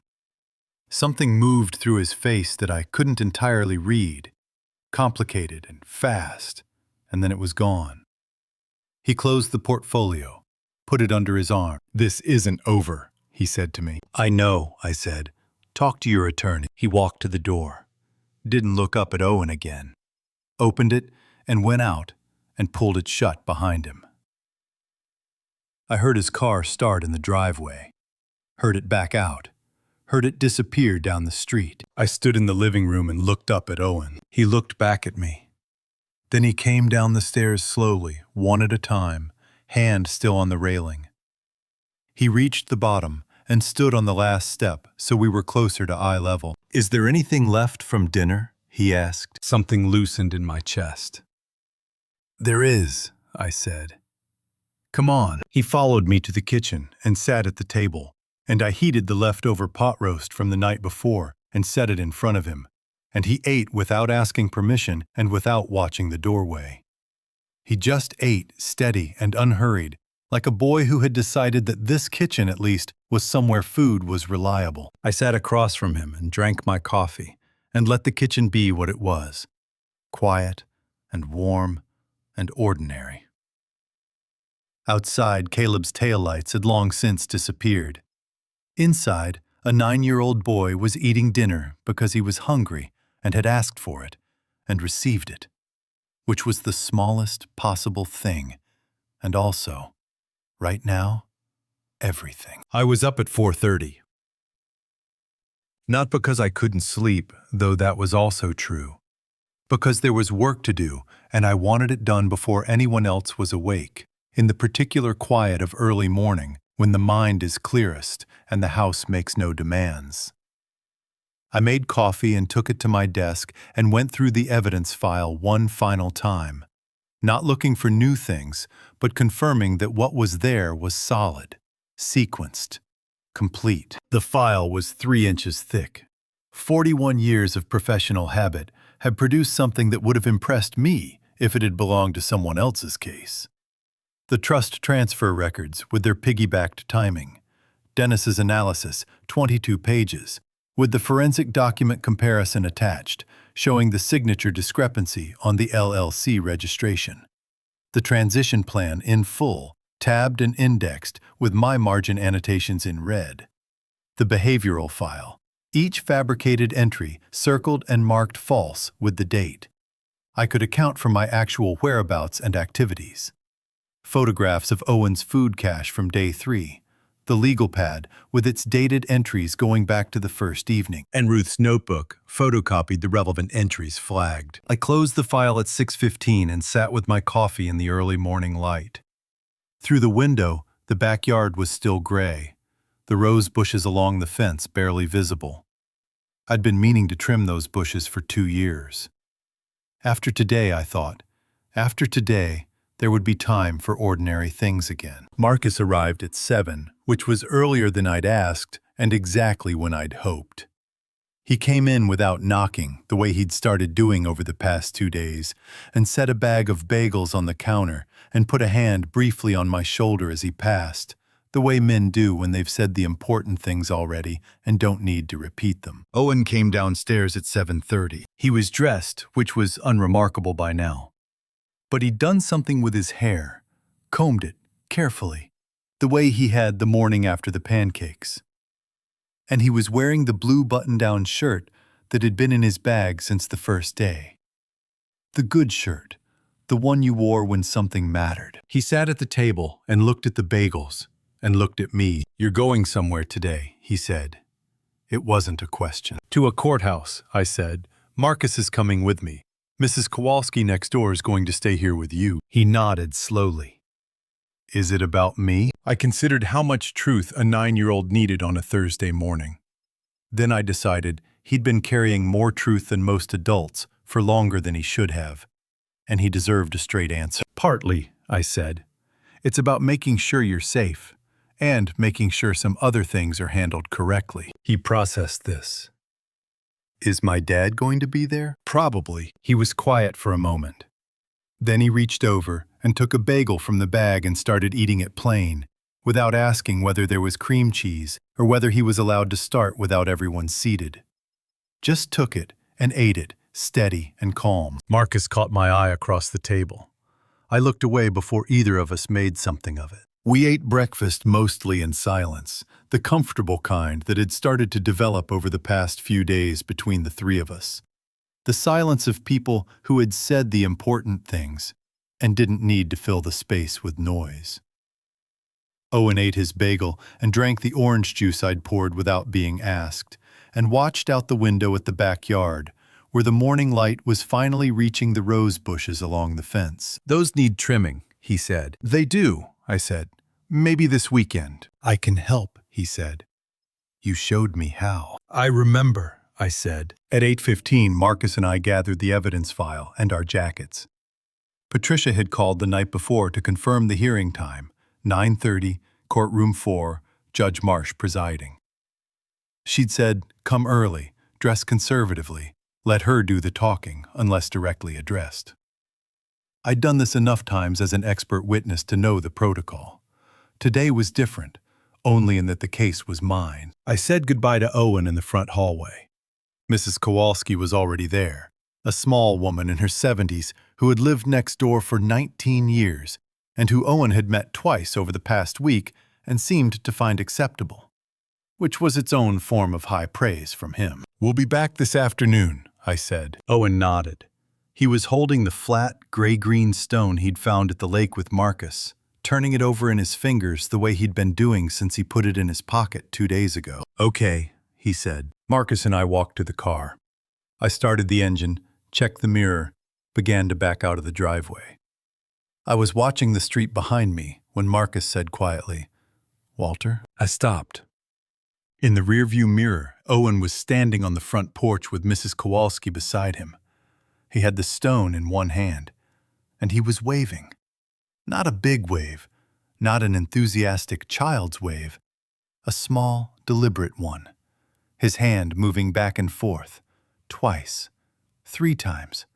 His face serious and present. I had not seen Owen wave at anything since he arrived. I put the window down and raised my hand back at him. He watched until we turned the corner. Then he went inside. Marcus didn't say anything, neither did I.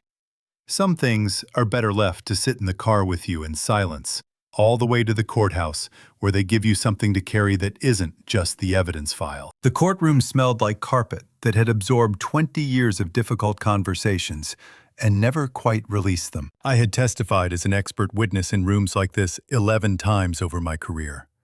I knew the particular quality of courthouse silence, the way it sits differently from other silences, weighted with procedure and consequence. I knew how to read a judge from the way she arranged her materials before calling order. I knew that the moment you let the room make you nervous was the moment you lost whatever advantage preparation had given you. I sat at the plaintiff's table beside Patricia and reminded myself of all of that. Caleb was at the defense table with his attorney, a man named Gerald Fitch, whom Patricia had described the night before as competent and aggressive, the kind of lawyer who wins by making the other side look worse, rather than by making his client look better. He was in his 50s, silver-haired, with the deliberate stillness of someone who'd learned that movement signals uncertainty. He'd arranged his files with the precision of a man performing confidence. Caleb sat beside him in the same charcoal suit from the night before, or one identical to it. He didn't look at me. He looked at the table in front of him, jaw set, hands folded. Judge Eleanor Marsh entered at 9:32. She was 60, trim, with reading glasses on a thin chain, and the unhurried authority of someone who had seen every variation of family dysfunction that a city the size of Chicago could produce, and had stopped being surprised by any of it. She settled into her chair, opened the case file, and read for 3 full minutes without acknowledging anyone in the room. Then she looked up. "This court is in session," she said. "Greer versus Greer, case number FC-2024-4431. Ms. Holt, you may proceed." Patricia stood. She presented the case the way she'd told me she would, methodically and without theater, letting the evidence carry the weight. She established the timeline: first Owen's arrival, the behavioral observations, the documented food hoarding, the flinch response. She presented the school records she'd subpoenaed, report cards showing Owen's weight in the 5th percentile for his age group, a nurse's note from February flagging concerns about the boy's lunch habits. Fitch objected 3 times in the first 20 minutes. Judge Marsh overruled twice and sustained once on a procedural technicality that Patricia had anticipated and worked around in under 60 seconds. Then Patricia called Dennis. Dennis took the stand with the unhurried competence of a man who had testified in federal cases and found family court comparatively straightforward. He laid out the forensic accounting analysis the way he'd laid out 1,000 analyses before, building from foundation to conclusion, never skipping a step, never assuming the listener could follow a leap. The trust transfers, the piggybacking pattern, the Delaware LLC, the forged signature. He put the signature comparison on the courtroom monitor, my authentic signature, alongside the LLC registration signature, the differences annotated in red. Patricia asked him to walk the court through each discrepancy. He did, point by point, the careful precision of a man who understood that juries and judges needed to see, not just hear. When Patricia finished her examination, Fitch stood. He approached Dennis with the particular ease of a man who had decided the best strategy was to make the witness seem like an instrument rather than an authority. He asked about Dennis's methodology, his software, his error margins. Dennis answered each question with the same unhurried precision, no defensiveness, no elaboration beyond what was asked. Then Fitch changed direction. "Mr. Kowalski," he said, "you were retained by the plaintiff, Walter Greer, correct?" "I was asked by Walter Greer to review documents he provided," Dennis said. "Yes." "And Walter Greer selected which documents to provide you." "He provided everything he had access to. I then requested additional records through formal channels." "But your initial analysis was based on documents selected and provided by the man making the accusations." "My initial analysis was based on the trust account statements, which are institutional records," Dennis said, "not selected by anyone, produced by the bank." Fitch moved on. He spent 10 minutes trying to establish that the LLC registration could have been signed under duress or during a period of confusion or misunderstood by a man showing early signs of cognitive decline. Dennis answered each iteration of the question with the same response. The signature on the registration did not match the authenticated exemplars. That was a fact independent of anyone's interpretation. Judge Marsh made a note. She had been making notes steadily throughout, small, precise marks in the margin of her pad. The notes of someone building her own analysis alongside the testimony. Fitch sat down. Patricia leaned toward me. "Dennis held up well," she said quietly. "He always does," I said. "Fitch is going to come at the cognitive decline angle harder this afternoon," she said. "He'll try to establish that your investigation was paranoid rather than professional, that you found what you were looking for because you were looking for it. And Marcus," she straightened her notes on the table. "Marcus is next," she said, "after the lunch recess. What he says this afternoon will matter more than anything Dennis said this morning." I looked across the room at Caleb. He was speaking quietly with Fitch, both of them reviewing something on paper, their heads close together. At one point, Caleb looked up and our eyes met. He held it for 2 seconds, then looked back at his attorney. 40 years. I had looked at that face for 40 years and seen what I wanted to see in it. Today I was seeing it clearly for the first time. And what I saw was a man who had learned very young that the world arranged itself around him, and who had spent 40 years making that arrangement permanent by whatever means were available. I had taught him that.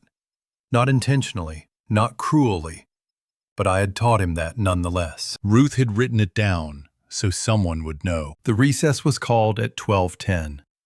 I stood and stretched my back and looked at the courtroom, the brown carpet and the oak benches and the institutional light, and thought about Owen at home, turning his lake stone over in his fingers, waiting. We had the morning. The afternoon would tell us whether it was enough. Marcus had been sitting in the hallway during the morning session because witnesses wait outside until called.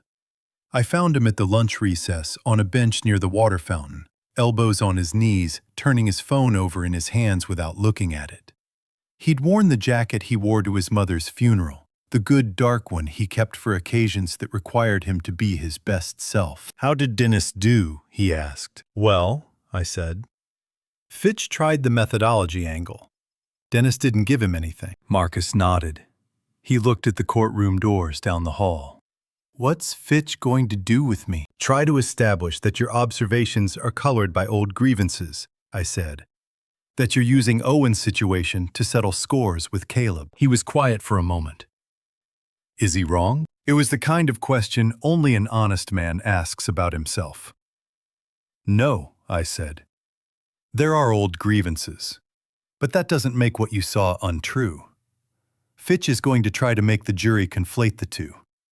There's no jury in this room, just Judge Marsh, and she's been doing this long enough to tell the difference." Marcus nodded again and looked at his hands. "Marcus," I said, "just tell her what you saw, exactly what you told me. Don't editorialize, don't explain, don't try to make it land, just the facts in the order they happened. The facts are enough." He looked up. "Okay," he said. "Okay." The afternoon session opened at 1:45. Patricia called Marcus to the stand.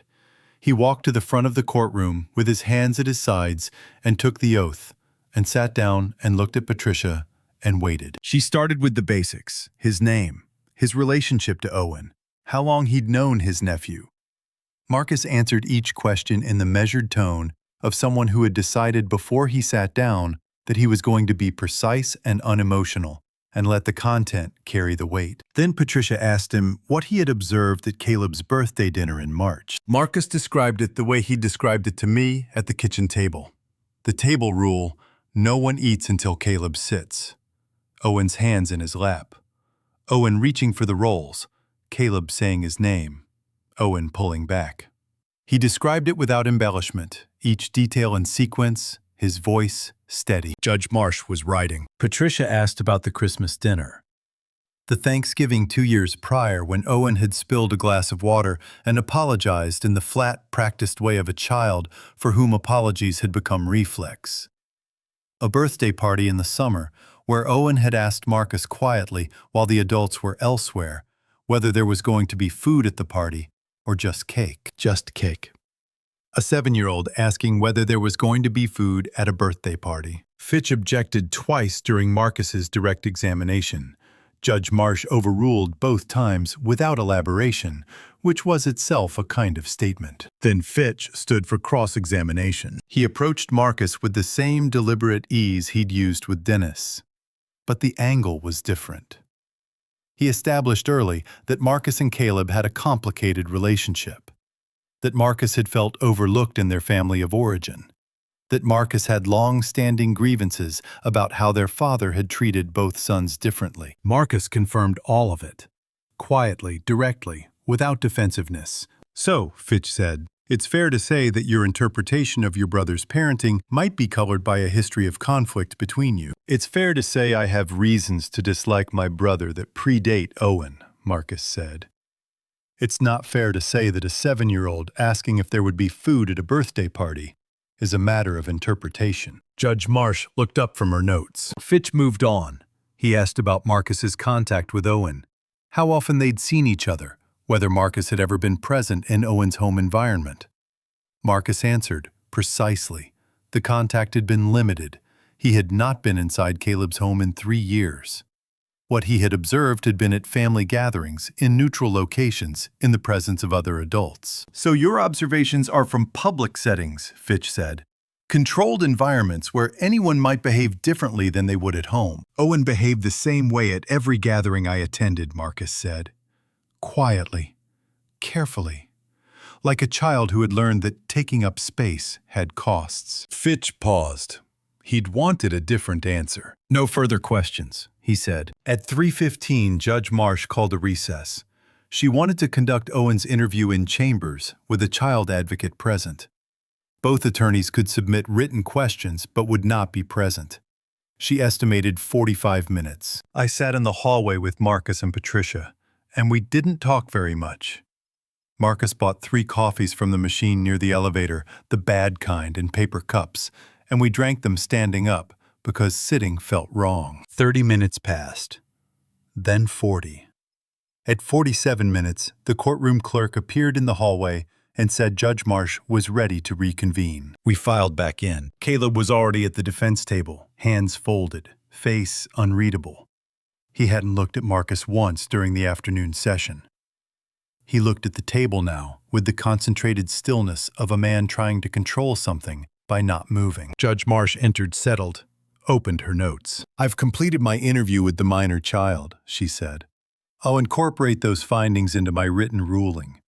Court is recessed until tomorrow morning at 9 o'clock, at which time I will deliver findings." She looked at both tables equally. "I expect both parties to be present and prepared." She stood. Everyone stood. Then she walked out, and the room breathed again. Marcus put his hand on my shoulder briefly. I looked at Caleb across the room. He was speaking quietly to Fitch, head down, and for a moment, just a moment, the set of his shoulders reminded me of Marcus at 17, sitting at a kitchen table, deciding not to say the thing he meant to say. The thought arrived without warning, and I let it sit there, uncomfortable and true. Outside the courthouse, the afternoon was warm and bright. Chicago in June, doing what Chicago in June occasionally did, which was remind you why people stayed. Marcus and I stood on the steps, and neither of us said anything for a moment. "She heard him," Marcus said finally. "Whatever Owen said in there, she heard him." "Yes," I said. "She did." We walked to the car. Tomorrow, at 9 o'clock, Judge Marsh would tell us what 47 minutes with a 9-year-old boy had taught her. Tonight, Owen was home with his lake stone and his stone-colored eyes and his slowly loosening grip on a fear he should never have had to carry. Tonight was enough. Tomorrow would come on its own. Judge Marsh entered at 9:03 the next morning. The extra 3 minutes felt long. I had slept 4 hours, which was 2 more than the night before, which I counted as progress. Marcus had stayed at the house, sleeping in the room at the end of the hall that had been his when he was a boy, and which still had the same window that looked out over the backyard. Owen had made us both coffee in the morning without being asked, measuring the grounds with the careful precision he brought to everything, setting the mugs on the counter and stepping back. And the domesticity of it. This 9-year-old boy making coffee in his grandfather's kitchen on the morning of the day that would determine his immediate future had required me to stand at the window looking at Ruth's rose bushes for a long moment before I could speak normally. Now I sat at the plaintiff's table with Patricia and watched Judge Marsh settle into her chair and open her folder and arrange her notes with the unhurried precision of a woman who understood that the people in front of her needed a moment to prepare themselves, and she was giving them one. Caleb was at the defense table, Fitch beside him. Neither of them looked at us. Judge Marsh put on her reading glasses and began. "This court has reviewed testimony, forensic evidence, documentary records, and the results of a private interview with the minor child conducted yesterday afternoon," she said. "What follows are my findings of fact in the matter of Greer versus Greer." The room was absolutely still. "The court finds substantial evidence of systemic financial fraud perpetrated against Walter Greer, including the unauthorized transfer of trust assets totaling $236,000, the fraudulent registration of a limited liability company using a forged signature, and the construction of false documentation intended to support a petition for involuntary guardianship." She turned a page. These findings will be referred to the Cook County District Attorney's Office for consideration of criminal charges. The trust assets are hereby frozen pending full forensic accounting. Fitch made a note. Caleb did not move. With regard to the minor child Owen James Greer, Judge Marsh continued, the court finds credible and consistent evidence of an environment characterized by food restriction, fear-based behavioral conditioning, and disciplinary practices that have caused measurable psychological harm to a 9-year-old child. She looked up briefly, then back at her notes. The court further finds that this evidence is corroborated by independent institutional records predating the plaintiff's involvement, by the testimony of multiple witnesses with no coordinated interest in the outcome, and by the court's own interview with the child. She removed her glasses. Temporary full custody of Owen James Greer is hereby granted to Walter Greer, effective immediately, pending a 6-month review. Caleb Greer is permitted supervised visitation only contingent upon completion of a court-mandated psychological evaluation and a parenting education program approved by this court. Overnight visits are not permitted until further order. She looked at both tables. The court also notes that the minor child's interview revealed a level of situational awareness and adaptive behavior inconsistent with healthy childhood development. I am recommending the child be connected with a licensed therapist within 30 days. Mr. Walter Greer, that responsibility falls to you. Understood, Your Honor, Patricia said. Judge Marsh signed the custody order with 3 deliberate strokes of her pen. The clerk took it. It was done. I sat for a moment after she left the room. Patricia was already organizing her files with the efficient calm of someone for whom this outcome had been the expected result of adequate preparation. Around us, the courtroom began its small movements of dispersal. The clerk at her station, the bailiff at the door. Across the room, Caleb stood. He and Fitch exchanged quiet words. Then Fitch walked away toward the exit, and Caleb stood alone at the defense table for a moment, not looking at anything in particular, just standing in the room that had just rearranged his life. Then he turned and walked out without looking at me. I watched him go. 40 years. I had 1,000 things I might have said, and none of them would have been useful. And so I said none of them. Some reckonings happen in courtrooms. Some happen later, privately, in ways that don't resolve cleanly. Caleb's reckoning was just beginning. The shape it would eventually take was not something I could predict or control. I walked out of the courthouse into the June morning with Patricia and Marcus, and the sunlight was the particular gold of mid-morning in a city that gets real summer for maybe 4 months and makes the most of each day of it. Patricia shook my hand and said she'd be in touch about next steps. Marcus and I walked to the car. I called home from the parking garage. Mrs. Kowalski answered and said Owen was in the backyard with his tennis ball. I told her we were on our way. She said she'd let him know. The drive home took 22 minutes. Marcus drove because I asked him to. I sat in the passenger seat and looked out the window at the city moving past and thought about Ruth's last notebook entry. The hope at the end of it. The specific hope that I would be the one to look at my own family the way I'd always looked at other people's numbers. I had. It had cost more than I'd anticipated and less than it should have. We turned onto my street at 11:41. I saw Owen before Marcus had fully stopped the car. He was on the front porch, standing at the top of the steps, still in the blue button-down from yesterday, the good shirt. Mrs. Kowalski was behind him in the doorway. When the car stopped, Owen came down the porch steps at a controlled pace that was clearly the result of a decision not to run. The kind of decision a child makes when he's learned that wanting things too visibly has costs. He came down the steps and stood at the bottom and looked at me as I got out of the car. "How did it go?" he asked. "It went well," I said. "You're staying here for a while, with me." He processed this. His face did something complicated and quick. Something that moved through it and was gone before I could name it. Then he nodded once, the way he nodded when he was deciding to accept something as real rather than provisional. "Okay," he said. Marcus came around the car and put a hand on Owen's shoulder briefly. Owen didn't flinch.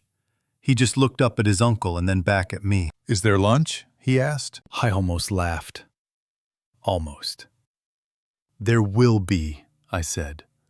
Come on. We went inside, the three of us, into the house, where Ruth's rose bushes waited in the backyard, and her green notebook waited on the sewing table, and the ordinary work of an ordinary afternoon waited to be done. The custody order was in Patricia's files. The trust was frozen. The DA's office would do what it would do in its own time. Inside, a 9-year-old boy was asking about lunch. That was enough. That was, in fact, everything. I heard him before I saw him. 7 in the morning, the day after the hearing, and I was in the kitchen with my coffee when I heard the sound of a zipper being pulled slowly from one end of a track to the other. Not quick, careful, like someone doing something for the first time and wanting to get it right. I set down my mug and waited. The sound came from the guest room at the end of the hall, the one with Ruth's yellow curtains. The room where a suitcase had sat beside the door for 10 days, zipped and ready. Then a drawer opening. Another. The soft sound of clothing being moved, items arranged. A child making a space his own, in the unhurried way of someone who had decided on some interior level that words hadn't reached yet, that this was where he was staying. I didn't go upstairs. I made a second cup of coffee and stood at the window looking at Ruth's rose bushes along the back fence and let him do it privately. The way you let someone do something private when the doing of it is the whole point. He came downstairs 20 minutes later. His hands were empty. No suitcase handle, no backpack strap. Just Owen in his socked feet coming into the kitchen the way a child comes into a kitchen when the kitchen belongs to him. I put my stuff away, he said. I heard, I said. I made eggs without asking. He watched me at the stove with the easy attention of someone who found the process interesting, not with the careful vigilance of the first days, checking for signals before every movement. He ate without watching the doorway. He ate like a boy eating breakfast. After he went outside, I carried Ruth's green notebook downstairs to the living room. I stood in front of the bookshelf along the east wall, 40 years of accumulated reading, accounting texts and history books, and the novels Ruth had loved. I found a space on the middle shelf, eye level between a history of the New Deal and a Ruth Rendell mystery she'd pressed on me 4 times and which I'd never gotten around to. I placed the notebook there, not hidden, on the shelf where books go when they belong to a house and the people in it. Owen appeared in the doorway. He looked at the shelf with Ruth's gray-green eyes taking in more than he gave back. "What's that book?" he asked. "Your grandmother's," I said. "She kept a record of things she noticed. Wrote in it for a long time." He came further into the room. "Can I read it someday?" "Someday," I said. "When you're older." He nodded satisfied with that and went back outside. Marcus arrived at noon with sandwiches from the deli on Main, the good ones with the thick bread. The 3 of us ate at the kitchen table with the window open, June air moving through the house, carrying the smell of cut grass and something harder to name. The smell of a house being lived in again after a long time of just being occupied. Owen ate his sandwich and asked Marcus whether the lake had fish in it. "Plenty," Marcus said. "Bass mostly. Some pike if you go out far enough." "Can we go fishing?" Owen asked. He looked at me, then Marcus, then back to his sandwich. The question offered without calculation, without checking for signals first. "Next weekend," Marcus said. "I'll get the gear." Owen nodded and finished his sandwich. Marcus caught my eye across the table. I looked at my own plate and said nothing, because nothing needed saying. After lunch, Owen went to the backyard with his tennis ball. I watched from the window. The same motion he'd had since the first days throwing and catching against the fence. But something had changed in it. The first days it had been mechanical, a way of being present without being visible. Now it looked like what it was. A kid throwing a ball on a summer afternoon, because it was something to do. Marcus came to stand beside me. "Ruth would have liked this," he said. "She'd have had a plan for every contingency," I said. "Written it all down in advance." "She did write it all down," Marcus said quietly. "She did." He left it too. Hand on my shoulder at the door, brief and solid. The easy physical grammar of men who have found their way back to each other after too long apart. I went to Ruth's sewing room and sat in her chair for a little while. Not from grief or habit, just because it was her chair and the room still smelled like rosewater and cedar, and some things are worth keeping simply because they're worth keeping. Through the window I could hear Owen's tennis ball against the fence. Steady, unhurried, the rhythm of a child with nowhere urgent to be and no reason to stay ready to leave. I had spent 41 years reading other people's ledgers, finding what didn't belong, naming it, documenting it, moving on. It is straightforward work when the ledger belongs to someone else. When it belongs to you, the accounting is harder because the person doing the auditing is the same person who made the original entries. And it is very difficult to find your own errors without someone pointing at the page. Ruth pointed at the page. She did it quietly, in a green notebook, in a locked drawer over 7 years, because I had not made it easy for her to do it any other way. That was an entry I would carry. But carrying it honestly was better than not carrying it at all. The boy outside had 10 days behind him, and a long time ahead of him. So did I. We would figure out the shape of it together, the way people do when they've decided, without quite saying so, that they're staying. If something in this story reached something true in your own experience, I hope you'll share a thought in the comments, not about the story itself, but about what it touched. The things we see in our own families and find reasons not to say, the ledgers we keep and the ones we avoid. Someone reading today might need to know they're not alone in it. Thank you for staying until the end. I'm glad you did. If Walter's story reached something real in you, you already understand why he couldn't look away. Sometimes the quietest man in the room is the one keeping the most careful account. And the ones who underestimate him learn it too late. Tell me in the comments, have you ever seen the truth in your own family long before anyone would say it out loud? For more stories of ordinary men who finally get their justice, subscribe and stay close.